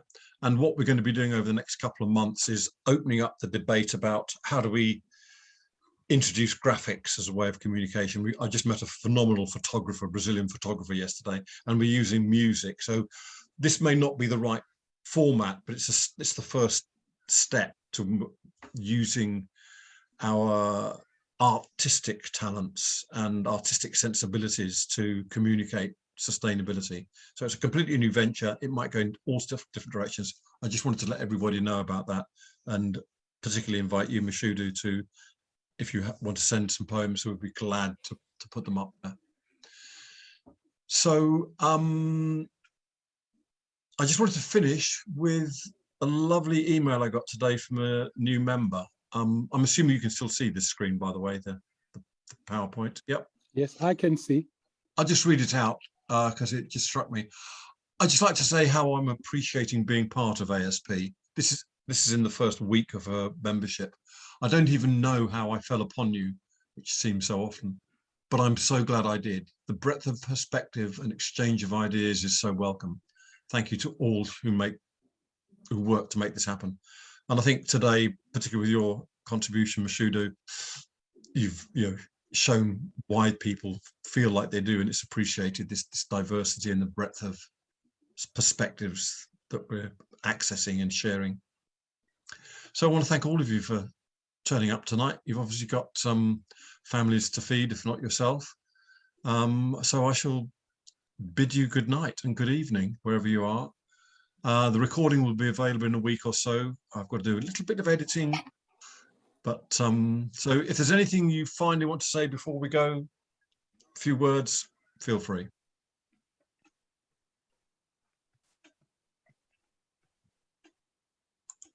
Okay, thank you very much and good evening, everybody. Thank you. Thanks. Bye. Bye now. Thank you. Bye. Cheers. Bye-bye.